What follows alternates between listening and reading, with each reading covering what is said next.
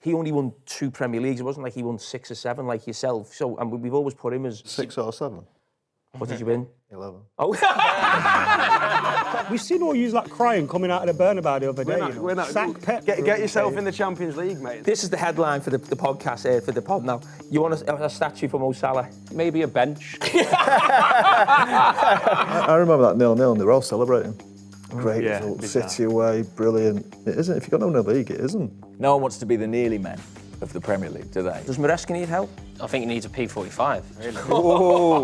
We're mid-table and I'm having the best time ever. There's no doubt in my mind that Jim Ratcliffe will be thinking if we made a mistake. Got a different ownership and a completely different model to the one you've been... What's it got to do with you? I'm talking to him.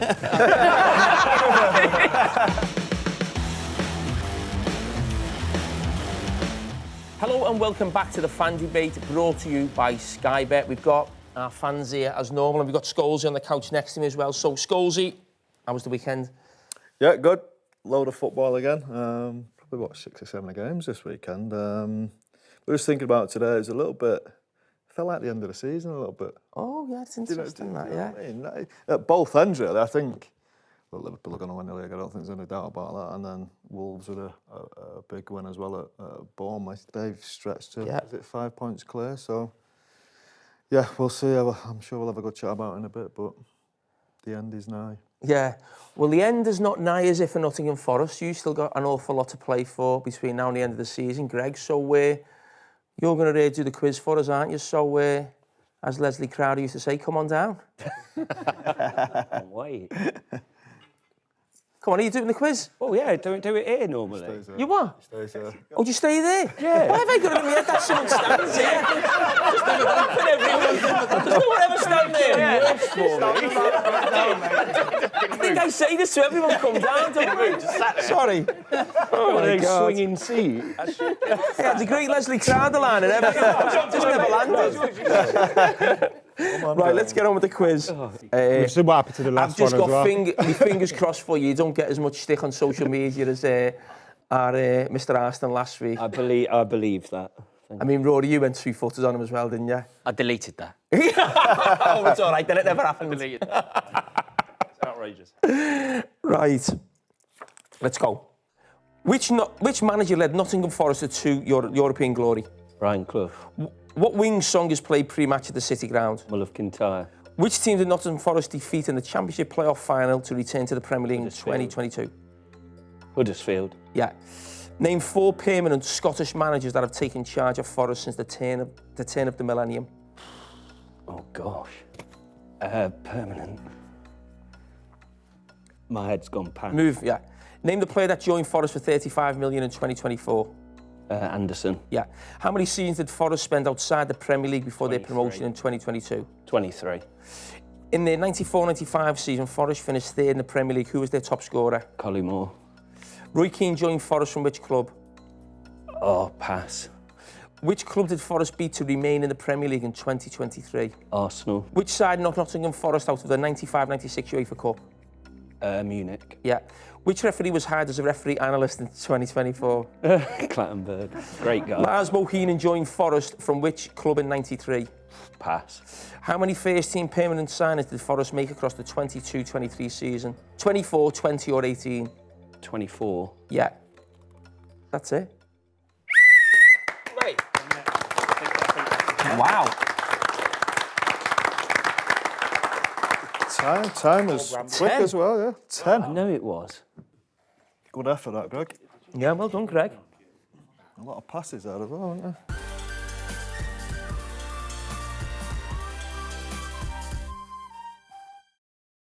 Right, the only place to start is with Gareth, Liverpool supporter, on the back of yesterday. Have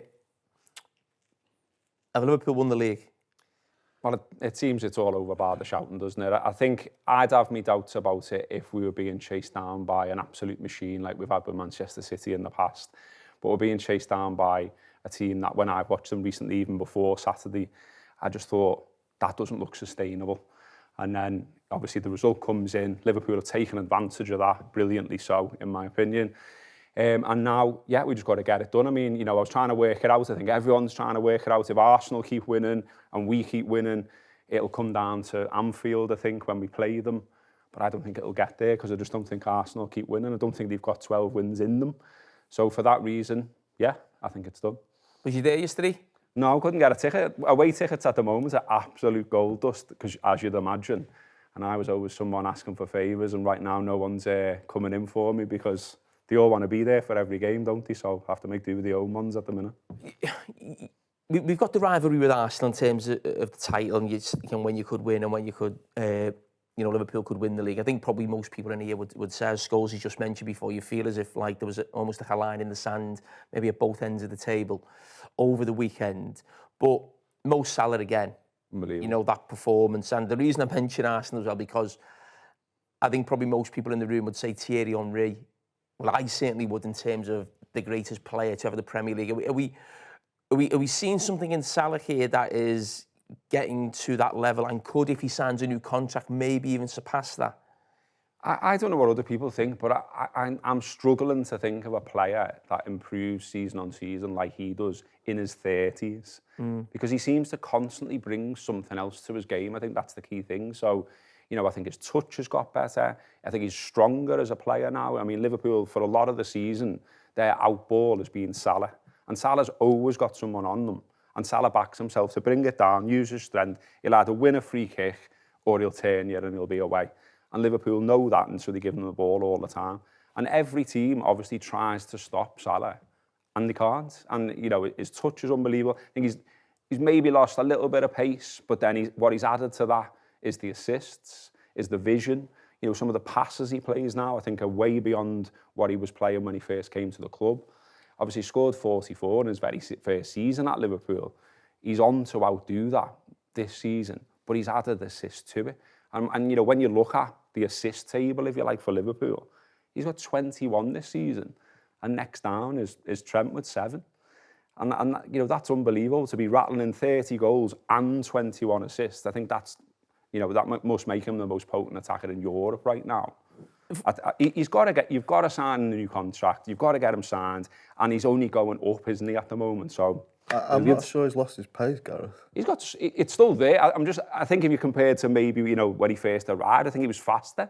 I don't think he's slow. Don't get me wrong. I just think he's I was going a to little say bit. he was still running away from Guardiola. Guardiola yesterday, and Guardiola's quickish, isn't he? Yeah. So. Yeah, I know what you mean. The legs do go a little bit, but still. Not much, yeah. Not much, yeah. Can I ask you, as a Liverpool supporter, I said this on TV yesterday, you think of the Dalglish generation, that's too young for me, and then I played with Steve, and now you've almost another generation later as Mo Salah. Where is Mo Salah in that conversation? Because it's always felt like the older generation say Dalglish, the younger generation who saw Stevie say Stevie. What are we talking here? I know, it is hard. I mean, it was always Stephen for me, and that he was, the legend who I saw him make his debut, and I saw him play right through to the end of his Liverpool career. And he was unbelievable, obviously. He lifted us up from places where, it didn't look like it was on. He'd take everything on his shoulders and win the game for you.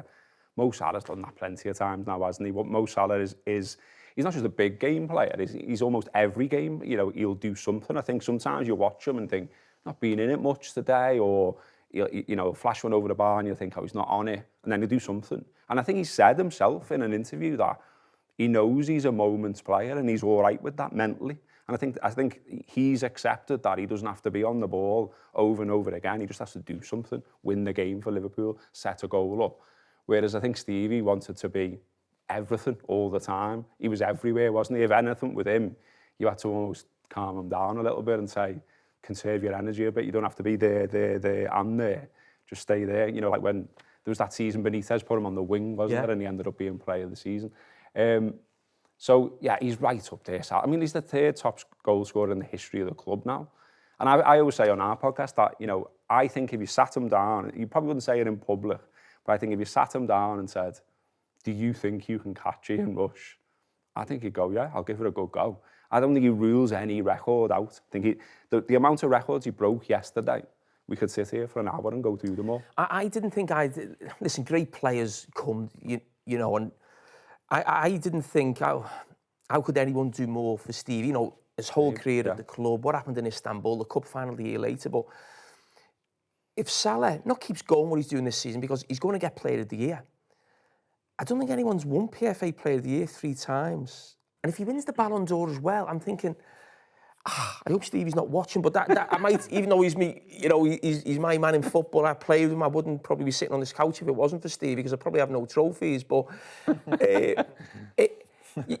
if someone argued that Salah was Liverpool's #1 player, if he wins the Ballon d'Or, if he wins another PFA Player of the Year, you almost can't argue against it in some ways. Even if you love Stevie, you grew up watching him yourself, you know what I mean? It's like the things that he could achieve are just mind-blowing. I think some of the stats as well, I think there was something yesterday where his assists for the season are matching something Dalglish did in 84, 85, I think.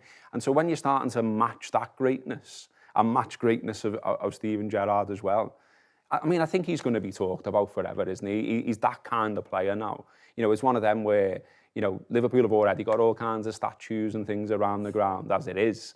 They've got to find space for something to mark Mo Salah's career. Maybe so hang on. This is the headline for the podcast, for the pod now. You want a statue for Mo Salah? Well, maybe a bench. Like, you know, he likes that thing where he sits down, doesn't he? So, you know, you maybe go down. What more would he have to do to get a statue, though? Right? I mean, surely.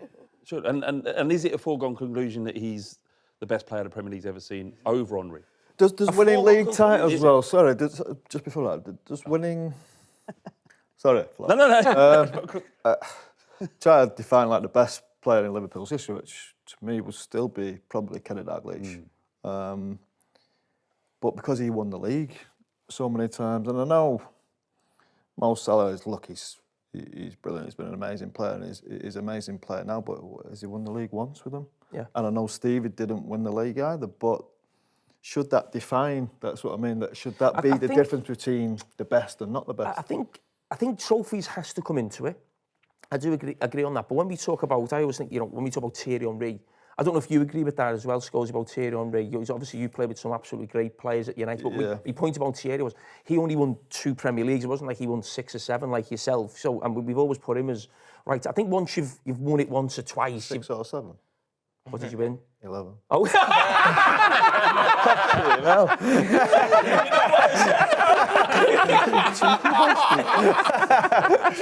Oh my God, this is going to go viral. You know why I said that? Because yesterday on the TV, Roy's came up as 7. I just had that in my head. Apologies. That will never happen again. But I think once. But that goes to show it doesn't matter how many league titles you win. Do you know what I mean? You can still be the best. Around. Yeah. I think in some ways for Stevie at Liverpool, it wasn't because he never won the league, but it was always a case of he didn't play with those type of players, and he still. It was almost like a badge of honour. Which is what I'm saying. You could probably say a little bit about Salah being the same now. And I mean, well, look, it's going to be 2 this year. But again, they've had great teams to compete with. You think the City teams, that's why you can't define it, I don't think, by winning league titles. Who would you say was the greatest player to play in the Premier League, and if we're talking about that? I've always had sort of Henry and then Ronaldo probably just behind, but I think Salah's gone past Ronaldo now, and it's a case of... Salah ain't ahead of Rooney for me.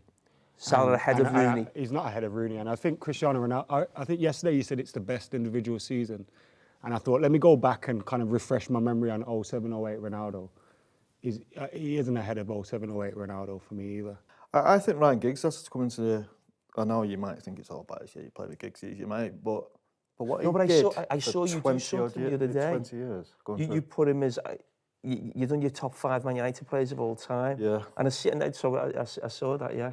Yeah, for what he did, longevity, not just the longevity, but you've got to be a good player while you're doing that, you know what I mean? He changed from being that winger who just flying past people, the young player who got everyone off their feet and almost got the game and the crowd going. And then for the last 5 years of his career, he was central midfielder and was brilliant. What did he, how many leagues did he win? 13, I think. So I think he has to come in.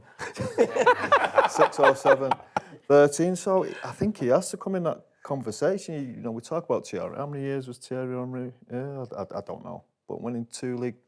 Yeah. So again, I find it hard saying he only won 2 league titles, no Champions League. Yeah, with Arsenal, anyways.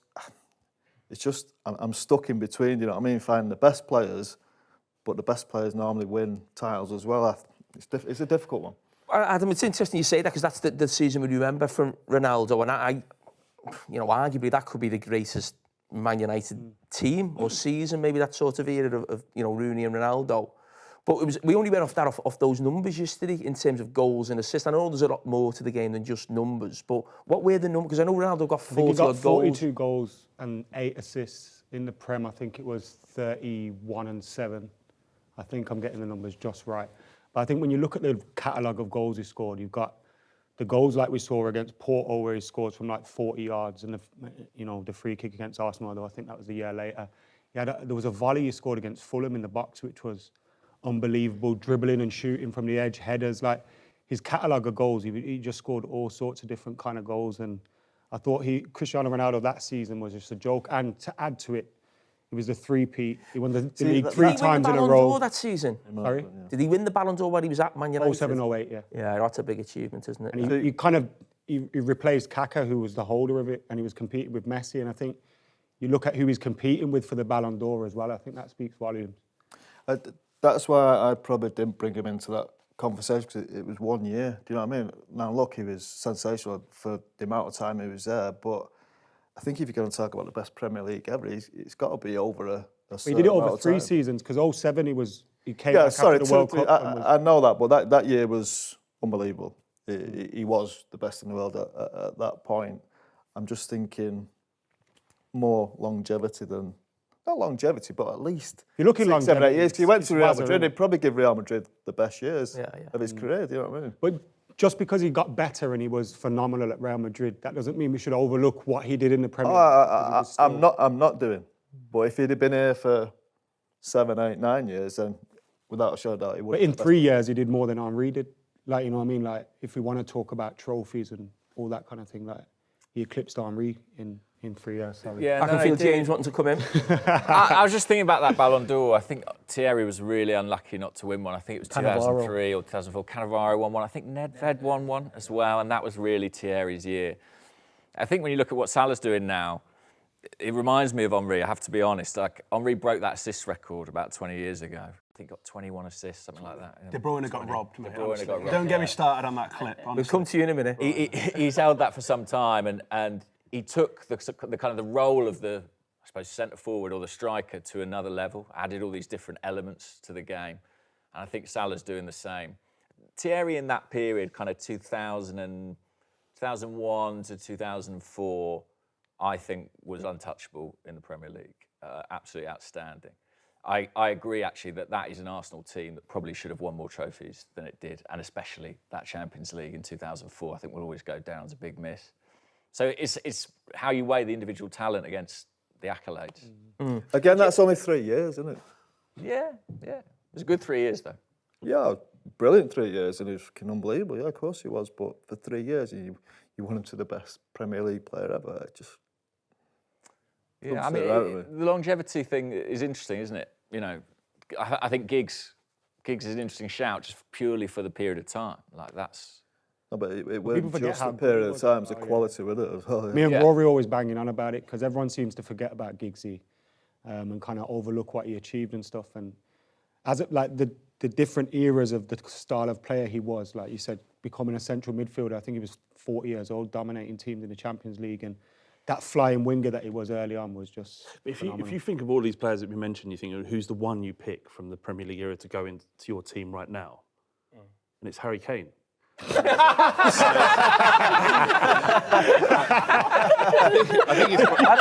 think it's probably Mo Salah. I think it probably is Mo Salah. I don't think it's I don't think it's a laughable. It wasn't that funny. I don't think it's. I think you'd take any of them, wouldn't you, Salah? So I'll take it absolutely. Gerrard, any of them. you'd take any of them. Out of all of them, for the longevity, I'd probably pick Salah.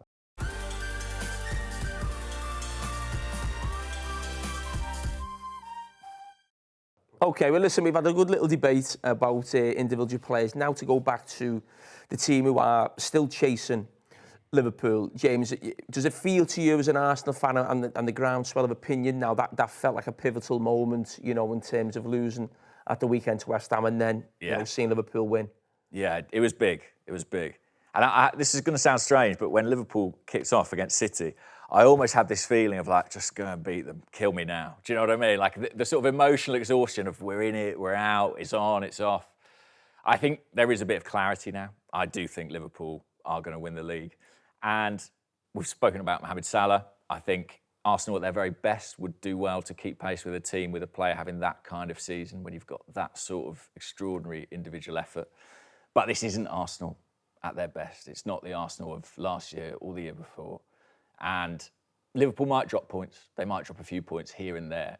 But I don't really have faith that this Arsenal has the kind of consistency to close that gap over what remains. Yeah, I was thinking about Arsenal, and I actually think they've been a little bit unlucky in that.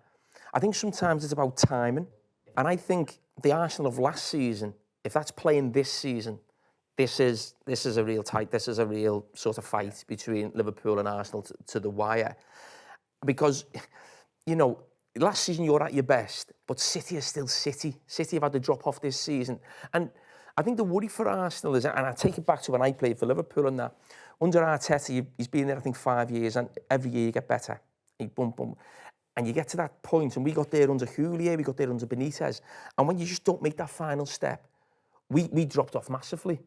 Now, when you're saying you weren't the team of the last 2 years, are you a little bit worried that we've actually seen peak Arsenal and Arteta? I think we have actually. The second half of last season, I think, was the best.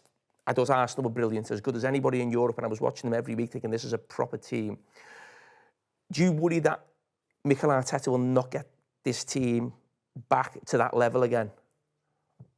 I think he can. I think they have plateaued, but I think there's use the word unlucky. I mean, I think in the last couple of years, they're actually quite fortunate in terms of having the players they had available. They had their centre-halves, they had their central midfielder, they had their attack intact. This year, it's not been the same. They've not had the players. You look at the moment, they haven't got their first choice 4 attackers. Do they have enough depth there? No, probably not. But still, that's really hurt them. So I feel like with a fit squad, with a fully fit squad, with the right signings, maybe they can get back there. But it is a worry. You're right to raise it. And no one wants to be the nearly men of the Premier League, do they? You know, and I think has anyone ever finished second 3 times? I think it might be Arsenal. I'm pretty sure it's their own record. It is Arsenal. Is it? Yeah, It's their own record. Finish him off. Yeah. Yeah, well, I guess that tells a story, doesn't it? But I think they can go again. I mean, obviously, there's a bit of, with Liverpool, City have obviously dropped off. Liverpool, I don't know what Liverpool we're going to see next season. As brilliant as they've been this year, you know, there might be change there might be flux, we don't know. So I think Arsenal will approach next season thinking that they're in it. But for this year, I definitely think it's done. Do you think there's a lot of criticism around the manager and spending money and buying players? I mean, is that a massive error on their part, or do you can you understand where they've come from? I think it is a mistake. When you look at the building of the squad, the balance of the squad, everyone talks about January, and you know they should have done something in January. I'd go back further than that. I'd look at the summer. I'd say, what did they bring in? What did they spend their money on? They spent quite a lot of money on Calafiori, a left back, in a position where they had players, and also Miles Lewis-Skelly has really come through and done tremendously well. And then they spent a lot of money on Mikel Merino, who I think was not the right profile of midfield player in terms of, it's not a great investment. He was like 27, 28. There's not really big value there in the future. But also, with respect to him, he's kind of a functional midfield player. He's not a creator. And I think what we've seen with Arsenal a bit is that the creative responsibility has fallen primarily to Martin Odegaard. His form has dropped off, dipped, and there's been nobody there really to pick up that baton, especially with the injuries on top. So I think the squad was constructed a little bit wrong. I think if there'd been more emphasis on the attack, I think Arsenal would be in a better position now. Yeah, well, OK. Luke, I mean, we were talking after the game yesterday that I still think if Liverpool go on to win the league and you always say, OK, who's going to challenge the champions next season? I think I'd probably still back Manchester City more than Arsenal right now. Have you almost got still a little bit of a feel-good factor about, you know, the new signings in January, where you could go sort of next season, or are you sort of down in the dumps a bit? Yeah, I wouldn't say I'm down in the dumps by any means, because everyone knows how hard it is to win a Premier League title. To win 4 in a row I mean, there's a reason it's never been done before. Pep said recently he doesn't think it'll ever be done again. Did you notice City put that on the thing yesterday? I think we're well within our own right to do that as well. Do you know what I mean? 6 in 7 years. I don't think some City fans will be very reactionary on social media, stuff like that, and that's what everyone sees at the end of the day in this era. But I'm not down in the dumps at all. I was a bit down in the dumps when we won 1 in 13, but I think we've come on a bit since then. You know, it's not been amazing.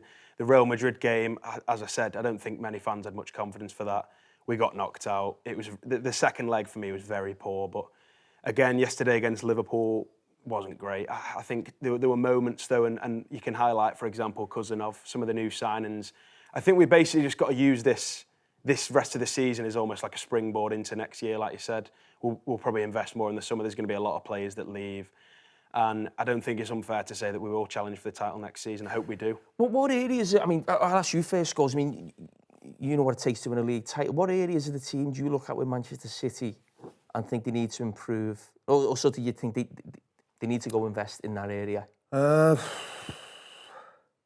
think that this year it's been a real problem keeping people fit, I suppose. And I think the back four's probably been different all the time. I don't think the keeper's been as good this probably last 18 months, couple of years to where he was at.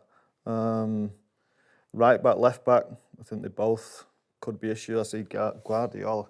Is he a left back? Is he a centre half? I still don't really know. Is he good enough to play centre half? I think he was bought as a centre half, but they've shoved him out to that left back position because they're not really sure he's good enough. Ruben Diaz, again, doesn't look quite good. I think there's areas of the team.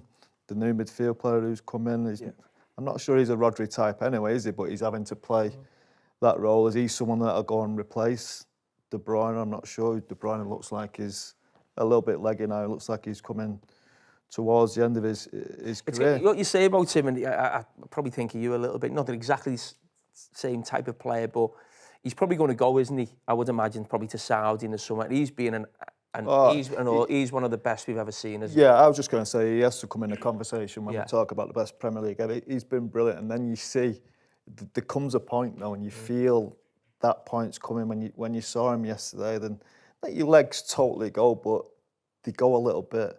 And when you're playing against the best teams, it's so obvious. I think, did he play in the Madrid the first game against Liverpool yesterday? It happened to us, it happened to me, it'll happen to every single midfield player. At some point you think, right, I think that's time to move. And it felt a little bit like that. And you don't like saying that about against unbelievable players like De Bruyne, but you just think it's coming. I think he's our best ever player, to be honest. I think I'd say him and then probably David Silva underneath that. But yeah, when somebody's done it for 10 years, it's difficult. It's difficult to let them go. And I think there's a lot of emotional attachment between, obviously, the fans and not only that, and Pep with a lot of this squad. You look at the Gundogan, you look at, Bernardo Silva's only 30, but he's been going for so long. It's difficult. Midfield is an issue. Some of these players, unfortunately, are going to have to go. And I think when there's that much success in the team, it's difficult to let them go. And I think that's probably one of the struggles we've had, not letting them go early, maybe a couple of these players, but... You went through sort of where you think they need to improve. I think obviously right back will probably be a big area. I think watching it yesterday, you think of like Doku, and he caused Trent problems, but he's not good enough for Man City. Savinho, I think he's had a good season. It looks to me, when I think of the City teams, you think of initially of Sane and Sterling, you think of Mahrez was a brilliant player. I think he's lacking like a real... great wide player. The one with Savinho, he's 20 years old. Yeah, I think he has kicked on since he first came in as well. I think he struggled quite a bit at first. And yeah, I think that's a fair judgment. Maybe the end product for Doku wasn't there yesterday. But I thought, for me, he just kept beating Trent and whipping it into Haaland. And Haaland was like in the stand watching. I think if Haaland was playing yesterday, that game could have been a little bit different. There was just no presence in the... I mean, Van Dijk was... Van Dijk, wasn't he? So that was... with McAtee and Foden. I was like, what are we doing here? And Rico Lewis was marking him on the corner he scored from as well. I don't know who set that up. But... It was weird that he kept slinging balls into the box. Yeah, it was bizarre. There's a problem with recruitment, though. Part of the issue, you got Pep Guardiola going through the stuff he's going through and it not quite clicking. It happens to football teams. You've got Rodri that's dropped out. And on top of that, that's compounded by the players coming in probably not being good enough. Yeah, I think when everyone tries to highlight one issue, I think there's so many issues. There's so many different issues going on. Is there burnout? I know Foden's talked about that. Different players have had different issues. Pep, like you said, recruitment. I think there's a lot of issues that have all just kind of gone into a big ball and exploded at the same time, and that's why. What's happened to Foden this year? Because I don't know if purposely he left him out a lot at the start of the season. I know he had a little spell where he scored them goals, but it's just not been quite the same. I think it's so difficult at that age playing 70 games. He struggled at the Euros. He got a lot of stick then. I think it's just burnout. I think I have no doubt he'll be back to his best, but I think it's just one of them where on his kind of upward trajectory has a bit of a drop-off, and I think it's just difficult. I think it's a difficult one. It's weird with City, isn't it? Because it's really difficult to articulate the case that Guardiola's made mistakes. You go, Guardiola made a mistake. Everyone goes, shut up, mate, he won 4 in a row. And it's really difficult to argue with it. I think Guardiola got this wrong. What you want about Centurions. So it's so hard to say. No, but he they has made have. mistakes. Like, look at the I think when players, look at Flav the mentioned players. there about recruitment, sorry, when he mentioned about recruitment, making mistakes there, I can't think of many mistakes. Cole Palmer. City have made. Cole Palmer. I'm thinking about players coming into the club. I'm thinking about players coming into the club. Mateus Nunes isn't good enough. Yeah, there's a couple that just thought they're nowhere near what they had. Imagine I Cole think Palmer it's linking early up to with Erling judge the Haaland. 3 lads that have just come in. Cole Palmer linking up with Erling Haaland would be unbelievable, wouldn't it? Who? Cole Palmer linking up with Erling But Haaland. they had to sell Cole He Palmer. couldn't get in the team. He couldn't get in the team. Morgan Rogers would do a far better job than most young. He stank it up at Lincoln, mate. Do you know what I mean? But somebody at the club has to have the foresight to say that he's going to turn into. Football's unpredictable. You have players that you think are going to be nothing. Chelsea, you literally that's took how away it a team works. of world-class I gave players. nobody away. KDB and Salah, you just talked about two of the best Premier League players ever. It doesn't mean his point's not right. I didn't do that. I think that somebody at Chelsea It's amazing how one bad season, Yeah. and we're so all of a sudden saying Meltdown, yeah. players aren't working. It's so many players have bought through the years, and not for loads and loads of money that other clubs have brought it, but it's easy to come in. So much easier to come into a team that are flying and flying and flying. Now these 3 that have just come in, I've got to find it difficult because City are struggling a little bit, but it might take a bit of time. And I agree. I think City will be the ones again that will probably go They could closer finish to above Liverpool. Arsenal this year. Pardon? They could easily finish above Arsenal this year. I think agree. City- Yeah, I think Arsenal could capitulate, losing at home to West Ham. they already haven't they? Yeah, exactly. A little bit more than that. It's certainly possible that they end up finishing. Just the way City are, though, they don't look like they're going to win every game. Yeah, I think we're a bit in. I don't think we're 9 points effectively behind them. So. Hey, you've still played them. No, we've not. We've played them twice. Oh, I think Arsenal will be all right in that one. I think Arsenal will finish 5 or 6 above City. The thing is, Arsenal are still a good team. They're a good team, but Liverpool are having a great season. Even if it's just for the banter, I'd rather them come second anyway, just so you can... Arsenal are a good team, aren't they? Arteta's done great, hasn't he? But you just seem to always find somebody, don't you, that's going to be better than you. I think it actually got mentioned yesterday. Was it last year when they went to City and City had like 4 or 5 injuries, and I think did it finish 0-0? You spoke about that last season, didn't you? Yeah, and I just thought, watch what Liverpool did yesterday. They went there, and we win the league. They're the things you've got to do. Arsenal went there, 0-0, 4 or 5 injuries. Great time to play City, going for the league title, and just didn't capitulate, but they didn't really try and win a game. You've got to go to these teams who are next to you, who are fighting with you, and win. Arsenal have shown they're not capable of doing that yet. Now, whether they will do in the next couple of years, I don't know. Will they fall off a cliff? I don't know. It's just... And I remember that 0-0, and they were all celebrating. Great result, City away, brilliant. It isn't. It isn't. If you've got no in the league, it isn't. That one at Anfield, do you remember when they were 2-0 up as well? And they just... Do you remember that game? Granit Xhaka and Trent, wasn't it? Yeah, that was part of a bad run of games. They gave away a lead at West Ham as well in that run. Yeah. That title got away from them there.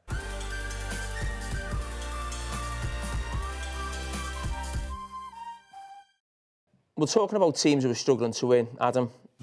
I was going to say teams that are in the title race. I mean, go on, you tell me what you thought about watching that game. I know. I thought it was a pretty dreadful performance. Apart from the last 20 minutes, I was surprised to see us even get back into it. To be totally honest with you, let me just add for the record: Ashley Young is a disgraceful diver who's not pathetic. But it was all right when he was in a Man United. It was all right when he did it for us, yeah. But it was. I thought that was a disgrace. But now, generally, the performance was really, really poor. And even some players that have done okay recently have seemed to have dropped off a cliff as well. I thought Mazraoui throughout the season has been quite strong for us, quite good. But he looks like he's tired, he's a little bit fatigued. His back's probably hurting from carrying the team a little bit. To 15. No, but he's been. Don't you start. But Carrying the team. Carrying the team. You know all about 15s. Where you would be with that. A sugar daddy, you know that. Whatever, mate. Whatever. No, but he has helps you, been. He has been very good for Manchester United this season. You remember that from when we beat you at Etihad. Remember? Yeah. Well, without that, they'd actually be in the relegation talk, mate. You're only like 10 points above that, so. We've seen all you like crying coming out of the Bernabeu the other day. We're not. Sack Pep. Get yourself in the Champions League, mate, and then I'll talk. Don't worry, we'll be in the Champions League when we're in the Europa League, and you'll be outside it. Okay. Be funny that 15th place in the Champions League while you're outside. Adam, why is it not getting any better under Adam? You look at the squad. The squad isn't there. We had a bench full of kids. No, but it shouldn't be this bad. No, but it shouldn't you be look this at the bad. squad and it is. It isn't. It is very, very Man bad. United haven't got the. He doesn't want 15th Casemiro. worst squad in the league. No, we're not. We shouldn't be 15th. That's right. But he's also trying to change something. He's trying to change the team. We haven't got the players to play the system he wants to play, but I kind of admire him having to stick with it because ultimately, if we find out whether players are good and not good enough, or good enough now for him for next season, I know there's kind of like. I debate a lot with people about hammering a little bit about the system and change. Do you feel he should adapt and change if he hasn't got the players to play this way right now? The formation, maybe no. But in terms of maybe the style of play at times, how open the midfield can be at times, yes. But isn't that down that comes from the formation, though, doesn't it? Not always, no. It depends where your players are in and out of possession, isn't it? And there was actually times, again, on the weekend in the second half where we went to a back four, weirdly, and then started scoring all the goals. But I do think when you look at some of the key players in key positions, they're just not good enough. Højlund isn't holding the ball up. Chido Obi's 17-year-old, came on for 10 minutes and did more than him. He's not ready for men's football, I don't think, but he did more in 10 minutes than Højlund did all game. Which Adam, do you think the manager's backed himself into a corner where now he just can't change? But I don't think he should. If we've brought him here for... There is an argument about that. People talk about it. Remember the Southampton manager at the start of the season? Russell Martin saying, I can't go and tell my players to play differently because they won't look at me the same. You're getting beat every week. Surely a great coach... Okay, I think even Pep said this about it. He said, great coaches, they stick with the philosophy and that's it, and that's what they do. But great managers also have to be able to adapt and change, I think. I think of probably one of the greatest, if not the greatest ever, in Sir Alex. We was playing in Europe, and we was always a 4-4-2 or a 4-4-1-1. And we struggled in Europe for a long, long time. So he went to the 4-5-1 basically, and we were boring. We were boring to death going away from home. But he started getting results, and we ended up going to a Champions League 3 out of 4 years. Didn't win it twice, obviously, because of Barcelona. So that to me is changing and having an effect on your team to get different results. I think as long as you carry on playing this system, and he's backed himself into a corner doing it, but you're getting beat and you're playing so badly every week. Surely there's something has to Even out forward as well, though, which is what I did. You know, like I'm sitting down watching it. I know Everton have been like on a good run, and Moyes has got them going and all that, but they shouldn't be out running yet and out fighting yet. That basic stuff that you should get from any pro, basically. That wasn't there especially in the first half, was it? I think I do think like you're probably right in terms of adapting certain things, but like he wants to play out from the back. You've got Harry Maguire, who's not good enough in possession of the ball. You've got De Ligt, who wasn't good enough in possession of the ball, and Mazraoui, who, like I said, hasn't been performing. We've lost Lisandro Martinez, who's probably the only one who can come from that position and play out from the back. You look in the midfield, he's not fancied Casemiro all season. Like, since he's got there, he's not wanted him at all. He's just had to play him. And he has to play him in there. And then Bruno Fernandes is looking better when he's dropping deeper because he's the only one that is good in possession of the ball. So I do feel sorry for him in terms of the options that he has at the moment. I would have liked to have seen him maybe try a few of the youngsters out when we were against Spurs because you had nothing to lose. He's not in a position to do that, is he? No, but we've got nothing to lose. We're 15th. Try a few of the lads. You never know. Thing, you talk about the last 20 minutes who were really good and shown a bit of braveness. We were saying this before. People rave about it in the last 20 minutes. Oh yeah, they were brilliant, shown great character. You've got to do that in the first 20 minutes. Game, Everton was like, not the good old days, but it was hostile. The players had great energy. The crowd were on top of them. Where are you then? Where's Bruno Fernandes then? that's when you win your games of football, because you get to 60 minutes and Everton, they've flown about everywhere. They're going to be wrecked. They're going to be knackered. And even if you just keep it 0-0 by being brave, keeping possession away from them, maybe scoring a goal, that last half an hour at Goodison's, that's when you win the game, as you've shown. But they haven't got the balls, they haven't got the bollocks to do that in the first 20 minutes, half an hour. Is there anything in, because I find myself almost contradicting myself when I speak about Amarin, because when I talk about maybe Ange, I've said, oh, he always plays the same way, he doesn't adapt. But I have got something with Amarin where I think when a manager is so stuck and rigid to a system, and throughout his managerial career, I think he's only played a back four times. And it's not so much the system, it's almost that's his DNA. It's like asking Klopp not to press. So I actually speak differently about Amarin than I probably do about other managers, because that's his thing, that's what you brought him here to do. So it's like asking, as I said, it's like asking Pep not to play small midfield players. That's his thing. When Ten Hag came out and said after like a month, I can't play the football I played at Ajax, and everyone went, why the hell are you here then? And that's why you need someone to come in. And if you do, I know it sounds like I'm making excuses for him, but if you look at the squad, there's literally not much there. Like, where's the squad going to come from? We have to start making better decisions in terms of our recruitment, not wasting money on certain players. And I think if you do get rid of a few, like Anthony's finally doing something, so hopefully you can boost his price tag. Rashford, you can bring money in. So hopefully we can make some changes. Also, you look at the recruitment they're doing. Like the likes of Lenny Yoro, they're bringing in a lot of good younger talent to hopefully grow, which is what you need to focus on. Yeah, you mentioned that Ten Hag, not being able to play what he played at Ajax, and you look at that Ajax side, and it was incredible. Like they had clearly the best team in Eredivisie, and one. They're playing in a bad league, you can't. But the best team there, but also one of the best teams in Europe. They should have, if it weren't for Spurs, got to the final of the Champions League. That weren't for Spurs. Do you not remember that? Yeah. I'll watch it every day. But I'm saying is him coming. Look, the same reason why Amarin was signed and the reason why Ten Hag was signed was the brand of football and the total dominance in their respective leagues is completely different. He's not going to be given the time to do that, is he? Well, he needs to be given the time. Yeah, but there's a different, and I hate to admit this, a level of expectation at Man United and Tottenham, and also we had to endure Mourinho and Conte before. No, my point being is, I think you make a good point. I think when you get managers from leagues where they're dominating the ball, they're the best team, their out-of-possession stuff isn't as important. So if you're in Sporting Lisbon and you're always in the top, you win in the league or you come in second, you dominate most of the games. You're now coming into a league where, because of the squad of players that you got, forget how big Man United are. And it's the same with Tottenham in terms of Ange being at Celtic. You're not going to be the best team in the league. So the problem that both teams have, and I think a lot of Tottenham's problems as well, is actually without the ball. Because maybe the managers, not saying they don't know how to coach it, I don't mean that, but they just haven't been. That hasn't been their game for the last 3 or 4 years because they've been dominating games of football. The difference in leagues is a good point, isn't it? You think of the Dutch league and the Portuguese league where it was. I think Arne Slot made a good point yesterday when he said 11 points clear. In any other league, this is done. It's game over. But in England, there's just so much good teams and quality about that you just can't relax. Are they at United? This isn't a dig because in previous years I'd have said it. And why are you so worried about United all the time? Are they actually looking to be staying up though? Are you looking in another year? Could United have gone down?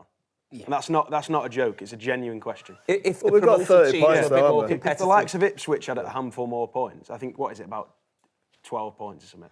Could United have actually gone down? Or? Well, yeah. If the other it's like less than Southampton and the 14 points, we'd probably go down. Yeah.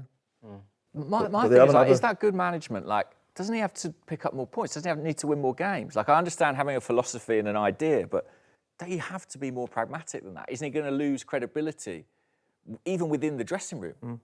Are these players going to believe in this idea when week after week they're not winning football matches? That would be my... Listen, the people at the top at Man United, they're only human, we're all the same.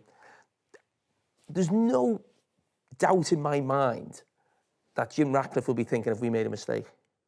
There's no, he must be thinking that. He will. I'm not saying he has. You can't bring a manager in mid-season, a manager who at the start goes, you know what, I'd rather come in the summer, by the way.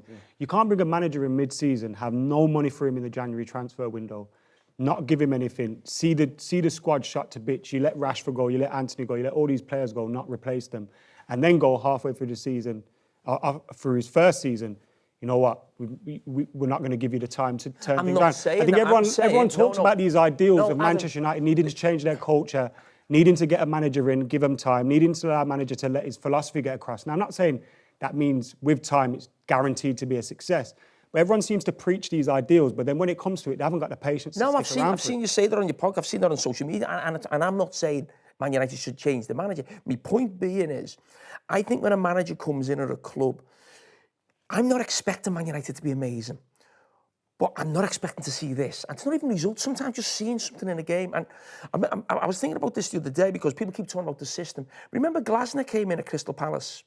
He came in, that was his thing. He was known when he came in, this is what this guy does. He plays 3-4-3 or 5 at the back. This is his DNA. This is what he does. And straight away last season, you could see the impact on Crystal Palace. Now, we knew they weren't going to win every week. We knew it wasn't going to be amazing. They've gone back to being Palace this season, but always mid-table, just below mid-table. But you could see something and feel something. And I was massively positive about Amarin. His press conference I really enjoyed. He was so sort of confident and articulate. I'd done a big piece on Monday Night Football against Liverpool, how the system caused Liverpool problems. Liverpool didn't quite know who they were picking up. You know, this system can work in certain situations, but it's been so bad. I'm just saying, there must be a thought in the head thinking, are we going a bit early with this guy? He's still only 40. This is not a guy. And don't forget, the managers in the Premier League are the best in the world. He's come up against managers that are better than him. That's just a fact because he's 40 years of age. You can't know everything about management. He's only a young guy who's had a brilliant start in his managerial career. That's why Liverpool looked at him. That's why Man United have took him. But I'm not saying they should change the manager. I'm not saying that. But as James just said there, because the results and performances are that bad, that will create doubt. It's just human nature in the dressing room and in the boardroom. It worries me. I know what you're saying there, Jamie, because when you lose every week, there is going to be that disconnect, and I'm sure they must be growing further apart. I'm sure John Cleary's stepping back and thinking, have I done the right thing here?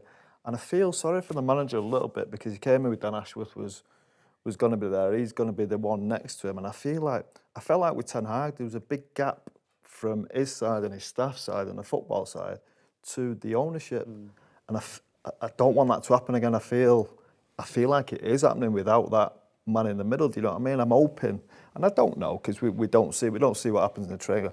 I'm hoping he's getting a bit of help every day. I hope Jim Radcliffe or David Brailsford, whoever it is, he's with him every day, and it feels like it's coming apart a little bit again. I know it's very early to say that, and I don't know the actual, I wouldn't be surprised if he thought the job wasn't as big as it was when he got there.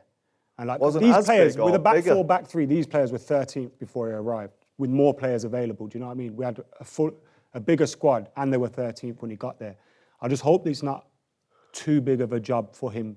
But you need to give people time. You can't just get itchy trigger fingers as soon as And I know the results have been pretty bad, but you can't. You got to be able to just calm down a little bit. The scary thing is, Ratcliffe seems to be at fault, in my opinion. Like, he's given Ten Hag another contract, then paid him off 14.5 million, 6 months down the line or whatever it was. Same with Ashworth, had to pay him off 5 million. We waited. Yeah, and meanwhile, he's 5 months for him and he was in the ladies. job less time. He's also sacking dinner ladies at the same time. So it's like, what is the man who's driving this football club and his decision making is debatable in the most extreme. So how is it going to get better?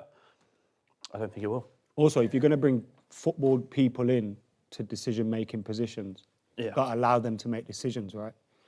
James, do you have something to say on that? I was going to say that where United are at now, to be honest, it does remind me a little bit of where Arsenal were a few years ago, where they had a squad full of players who underperforming, high salaries. They needed to change it over. They brought in a manager mid-season, and it took time. But what Arteta did in his first 6 months, he was a guy who'd come out of La Masia, worked with Pep, a 4-3-3 coach.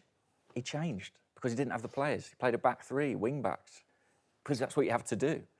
I'm not putting up on a pedestal and saying, what a great manager Arteta is. I'm just saying that you've got to do what it takes to survive, to give you the time to make the changes you need. Because if the squad are the problem, I accept that, but you can't change that all in one summer. It didn't feel like Arteta was on his own, though, was it? He had Edu beside him, I think. True. Guardiola, thinking Bagheera, I'm not sure about Liverpool and Arne Slot.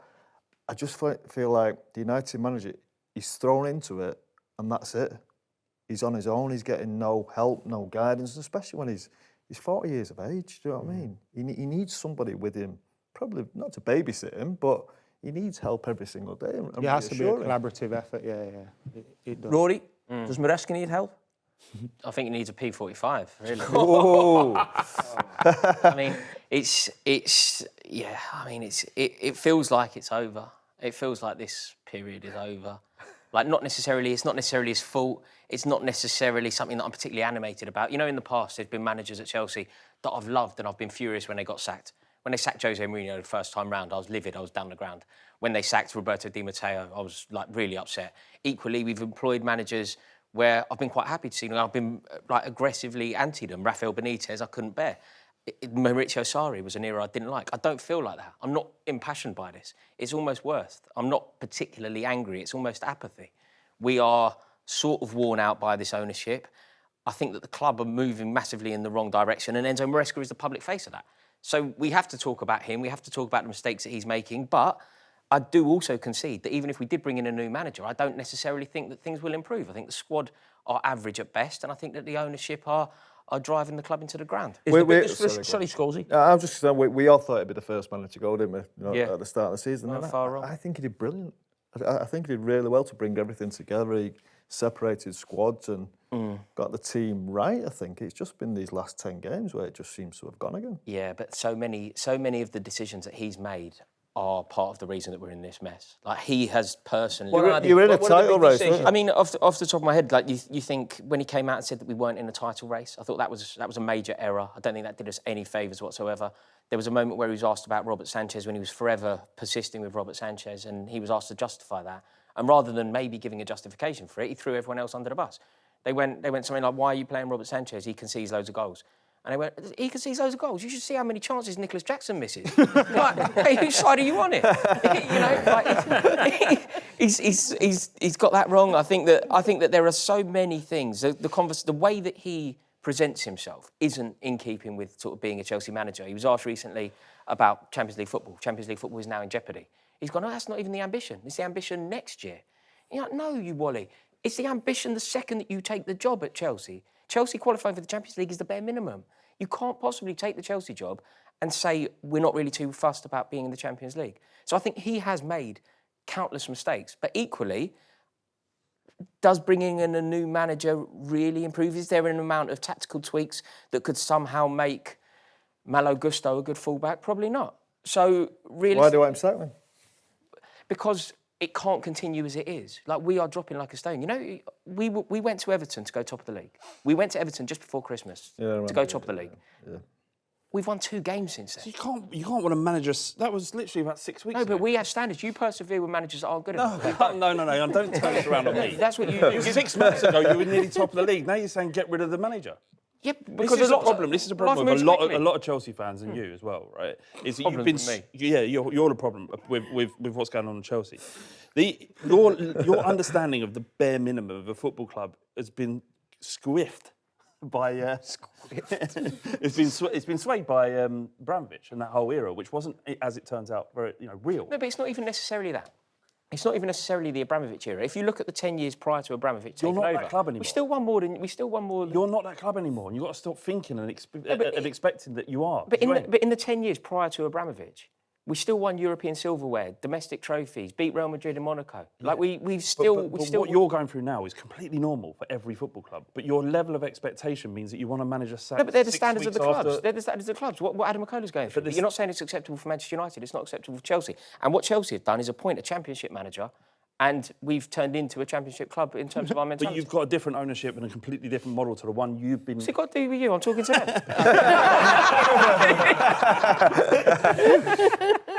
Rory, who's the biggest frustration with Chelsea supporters now? Is it the man in the dugout, or is it the people it's the above ownership. him? It's the ownership. Like, I do feel like it's become untenable with Enzo Maresca, but like I say, the problem is the ownership. The strategy that they're employing it's never about the football team. Like, it's a really weird thing to say, but I genuinely believe it's true. I think that what they're trying to build isn't a good football team. Like, it's a football club. The motivation for most football clubs, you would assume, is the first team.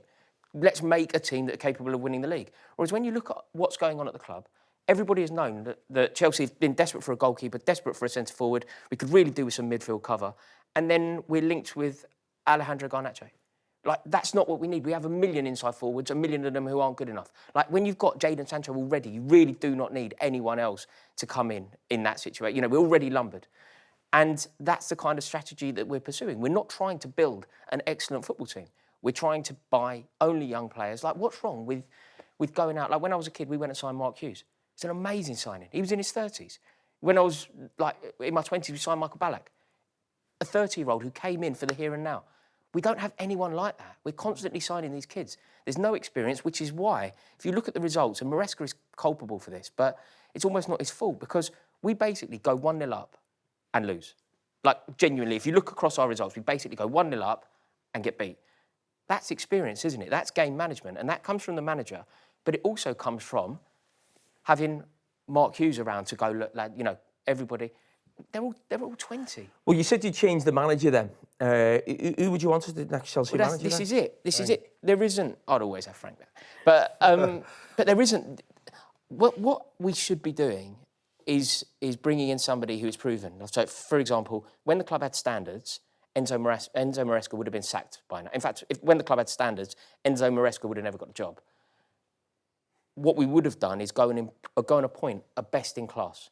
Somebody like, whatever we say about Ruben Amorim, and I think that he's getting it massively wrong there, it was a noble and progressive appointment. He was the European super coach. They brought in, whether it works or not isn't really the point, they brought in somebody that was a progressive, intelligent appointment. That's what we should be doing. Come on, Rory, name somebody. No, I don't. You can't want a manager sacked and not have a plan. It's Frank Lampard.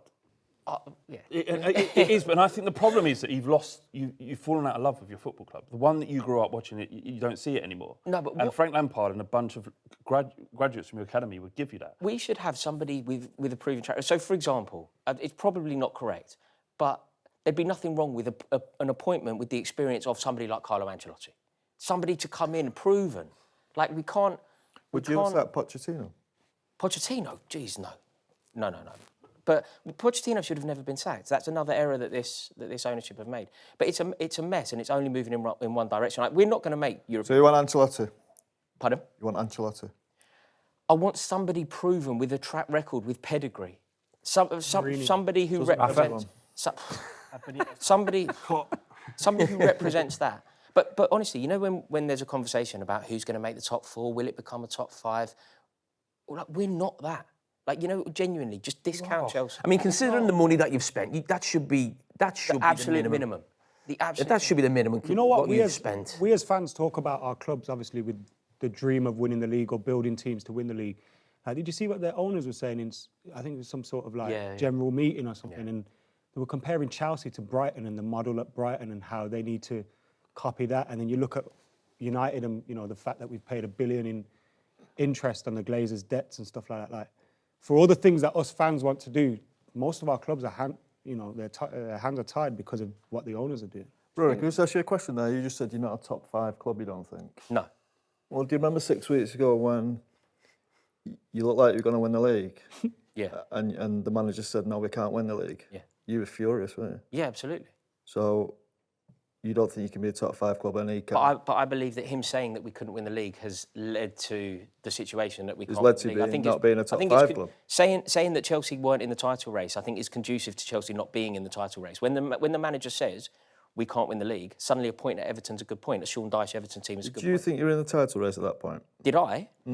I'm a fan. I will always be optimistic. But the point is the manager. The manager of Chelsea should be saying, of course we're in the title race. Of course we can win the league. We were second in the league. We were about to go top of the league if we'd beaten Everton. What, as players, what do you want to hear from your manager at that point? I didn't like that. I don't think a manager can say we're going to win the league. But I think if it was, do you remember when Leicester won the league? And throughout that season, Ranieri kept getting asked, and he was just saying funny things. Because you'd understand it, because you think the wheels could fall off at any time. This is a team and players who are not used to it. Chelsea are serial winners. You know, they've won 2 European Cups. You know, it's not like they won trophies 20 years ago. They've brought managers in, lots of different managers who won the league. So I thought it was say, for instance, it was, and using your team, you've asked, say it was Poch with Tottenham. And even though Tottenham are a big club, you don't normally win a trophy. So if they were in a position, you'd be like, oh, we'll see, can't we? I could understand them maybe playing it down a little bit. Maybe. I wouldn't, but I could understand it. I think Chelsea's a completely different football club. That is like a club whose whole DNA is about winning. It's not even about like playing great football. It's just serial winners. If you come second, you're sacked. We win. And we criticised them from other clubs. Oh, it's a disgrace how they treat managers. But everybody knew what Chelsea was about. It was about winning. I mean, Ancelotti won the league in the double. He got sacked the next season for not winning the league now. In the tunnel at Goodison Park. Yeah. Like, disrespectfully. The way they probably treated managers was terrible, but everybody knew what that club was about. So you can't say, if you're second in the league as a Chelsea manager... See, that definition that you've just given of Chelsea, that definition that you've given there is spot on.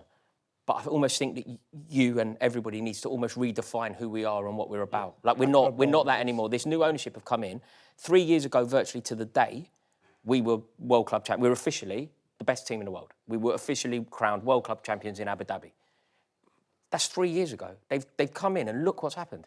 We're going to go into our third year not in the Champions League. We're playing in the Conference League, which I don't mean to be sneery. I never want to be sneery about silverware, but I mean, come on, like, that's not a trophy, is it? Like, West Ham fans will tell you about Prague and that, and maybe to them it is, but come on.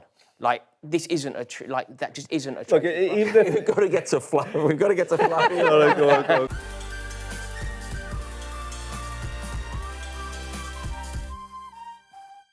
Flav, talk to me about Tottenham. Yeah. We're Anjin now, aren't we? We're all back all right. I certainly am. And I think, look, it just shows you that when you've got a squad and you've got players back, that you can kind of play a system and the way he wants to play, and it sort of works. Let's not get it sort of twisted. We're not playing anywhere near as well as I've seen them play under Ange. And we're still playing 3 18-year-old players in the first 11. So that's going to have an impact. No Spurs fans going, yes, we're back. And there's also going to be a hangover of this 3 or 4 months of injuries with these players that have played so many minutes. But you saw from Heung-min Son at the weekend what a difference having a little break can have. And he had Ben Godfrey on toast. And Ipswich have been given a lot of plaudits this year, but defensively they're horrendous. So going down probably. Won a game and you start laying into Ipswich. Had him on toast. I've got no respect. I mean, do you feel what you've gone through this season? It's been really tough, and you look like you've come out the other side. You got your injuries back. Now, it's not going to be looked back as an amazing season in terms of the Premier League. Listen, something could happen in the Europa League, and I actually hope it does. But do you think what you've had this season? Do you think that could make Tottenham a lot sort of stronger next season? Yeah, we've had such a sort of horrible and kind of somewhat depressing season and difficult to watch at times that. Actually, a decent run towards the end of the year, even though we can't probably finish much higher than sort of 8th, the kind of momentum and the confidence comes back with stringing a few results together, makes you feel completely better. And if you can get Romero and Van der Ven back for this Europa League run, which starts in a couple of weeks, that we're a different team with our best 2 defenders available. So can we win Europa League? Yes. When you say you're a different team, have you got a different name now, haven't you? Yeah, I saw that. That's amazing, isn't it? Trying to disassociate themselves from the local area. Firstly, what's a football team supposed to do? It's a representation of the area. You're proud. Take pride in the area. It's a disgrace when players try to sign for a club and they don't live there. Like, for example, when Mourinho, it's out of order. When you buy into a club, you buy into the area, don't you? Tottenham have told us, please do not call us Tottenham. Is it a bad area? It's grim. It's really grim. Yeah, it's a dump. The area of Tottenham, where we come from, right? When the enemy comes to play, it's important that the local area is represented. That's what football's all about. And the fact that the club are going out their way to ensure that whenever you're on Sky Sports that you use the word Hotspur is further testament to why Daniel Levy perhaps isn't the best man to run our football club. They desperately don't want Tottenham. Don't want us to call this stadium White Hart Lane. They wanted to call it Tottenham Hotspur Stadium. So when some massive investor comes from the Middle East, they can rebrand the stadium and pump loads of money into the football club. For me, it's still the club that comes from the area of Tottenham, and it brings up a certain amount of bile in the throat when you're forced to say Tottenham Hotspur, even though I'm very proud of the word Hotspur as well. Yeah, that's further testament to Daniel Levy's running the football club and how important the bottom line is.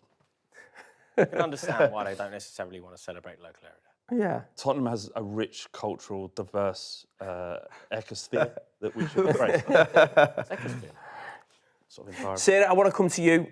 Is this your debut on the fan debate? It is, yeah. I've been enjoying it so far. Yeah. Well, lovely It's a to little bring bit you of in. doom and gloom, and I'm like, we're mid-table, and I'm having the best time ever. And you're also one of those clubs who I think everybody just loves Fulham, don't they? Is Fulham one of those clubs that we all like? Yeah.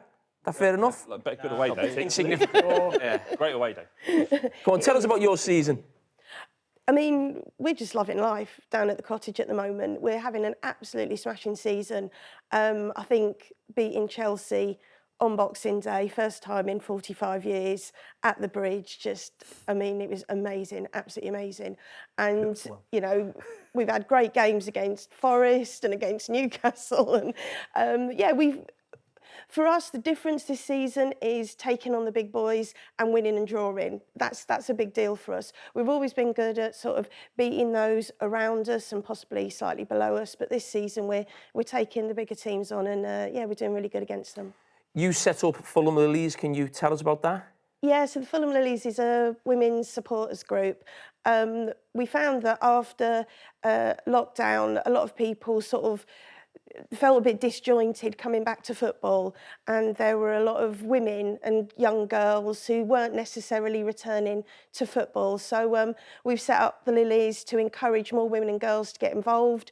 One of our ex-players kindly donated some money to us, so we purchased 2 season tickets. So every game we do a ballot for our members so that 2 women can attend a home game at the cottage for free. And we also, when we played Wigan in the FA Cup a couple of weeks ago, we did an away day and we had 16 women and their daughters and sons all travelling up on the coaches.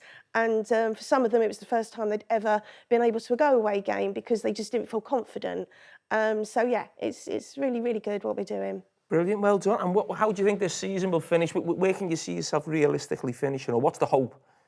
I mean, obviously the hope's got to be Europe. We're there or thereabouts, and as we've spoken, you know, it is so close from 10 upwards. So, and the possibility of there being 8th, maybe even a 9th spot, depending how results go.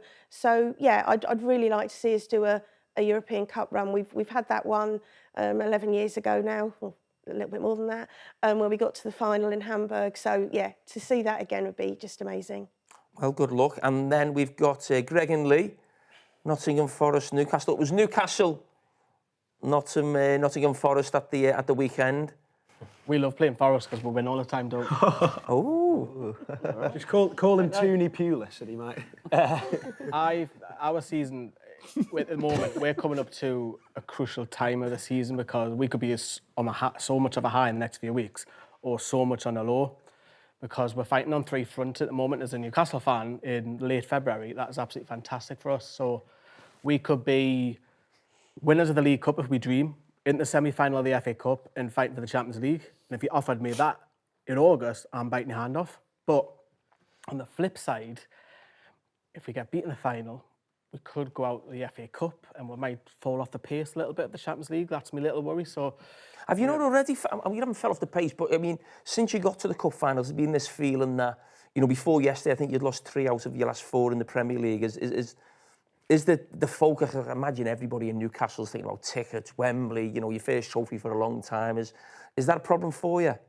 I think there is one eye, and I think Eddie's got to look at that and keep the players focused on next game, next game, next game. I think when we beat Arsenal 2-0 and 2-0 over both legs, the celebrations were a lot more muted. You could see that from the players and the fans, because the first time we got there, it was like, oh my God, we're in a final, you know, this is happening and all this sort of stuff. And now it's like, okay, we've got another final. This could be the start of things in the next 5 to 10 years. We might start reaching semi-finals and finals. The expectation will go up. So I think there is one eye, but we've got a crucial few weeks, as I say, coming up. How do you? I mean, obviously, if I ask you, you think you can win the final, of course, you're a supporter, but, I mean, how do you think you could beat Liverpool? I mean, at the moment, they are the top team, you know, they're taking on all comers. That's a tough one, because look at Liverpool, I mean, they're going to win the league, and look, we're all underdogs for the final, but it'd be interesting to see what Eddie Howe does. Does he switch it back to 5, which he did against Arsenal in the League Cup, or does he go for it and play his own games? I think we've got the best left side as a pair in Lewis Hall and Anthony Gordon on the left, and we've got the best striker in the league, and we've got a couple of fantastic midfielders in the likes of Bruno and Tonali. So on the day, we do have some match winners, but you're up against Liverpool, and it's a tough one. But, you know, as a fan, we'll go there and hope and think that we can finally get that monkey off our back, because we haven't won anything since the first cup in '69. You said on your day, the thing that I noticed about Newcastle, and when you've just gone through the players, I think there's a lot of outstanding players in there, but it feels like every few weeks you just have a result and performance that just, it almost feels like the shock result of the Premier League. Why does that keep happening? I can't quite put my finger on it. After the Brentford defeat, where we got beat 4-2 away, and that was late November, early December, we needed to see a reaction from it. I think Eddie had a meeting with every single player and had some home truths. And then since then, we just went on 9 in a row, League and Cup, where that's put us back in contention for the Champions League. And then you're all right, then we might play a Fulham at home, who absolutely I played with and dominated them. Like, I was scratching my head thinking, well, wait a minute, we've just beat Arsenal. How can we do that? And then even against Forest, first half, we were absolutely fantastic, but second half, it was absolutely dreadful. And I think we were lucky that we scored 4 goals in a space of, 11 minutes, which is really, really good. It's unheard of. I think the last time we ever achieved that, and sorry, Flav, so when we went 5-0 up against Spurs in 20 minutes. So, you get dunked on by everyone, you do. Not coming back. It's getting to the point where it might not come back. But hey, at the moment, it's fantastic because we're on all 3 fronts. And the Champions League places, I've said a couple of times earlier this season on the overlap that we'll finish 5th and we'll get through in the back door of the Champions League, and I'm still confident that, because the rest of the Premier League, they win 2 and lose 1. Anywhere from 3rd to 10th, there's no consistency. There's no one. If one team goes unbeaten, because there's 12, 13 games left, if one team goes unbeaten and has a run, they'll qualify for the Champions League. Greg, do you think that could be you? I mean, would not getting a Champions League place now, considering it goes down to 5th position, we all think, would it almost feel like a disappointment now? No. I It mean, will, you know it will. You listen to Fulham and Newcastle ourselves compared to Chelsea, Tottenham, even Man City, like, we appreciate where we've come from. So this is just an unbelievable season for me. We've lost 3 away games on a bounce now, and that's bad form, but I absolutely love this football club. I love what we're doing this season. We can absolutely beat Arsenal on Wednesday and maybe even City the week after. Our home form is going to be key. We saw in the second half Sunday, how we can change things. It was awful first half. It was terrible, but second half we made the changes. We can adapt, and for a team that doesn't have the ball like we don't, our off the ball yesterday wasn't good enough where it has been, and we showed that in the second half. So I think we need 6 wins, and I think we can get 6 wins. Champions League would be, dreamland, something that I never thought would happen with my football club. But it feels like midweek against Arsenal, it just feels like one of those big nights for Nottingham Forest. An evening game, you're playing against a team with a few points ahead of you. You've lost the game before. Because it felt to me like the Liverpool game was like that. Yeah. I was watching on TV, the atmosphere felt like, really wild. You obviously get a good start with a goal. Do you think it could be one of those nights that you remember at the end of the season? Under the lights, City ground, there's no better place, and we're all talking about it. We're all ready for it. We appreciate just how big it can be, and that's usually when we perform. So so excited. I'll be fascinated to see what your manager, if you do get to the Champions League, what your manager does, your owner does with that money. I think he's one of the most ambitious. He will absolutely. I know, he will. Yeah. It'd be.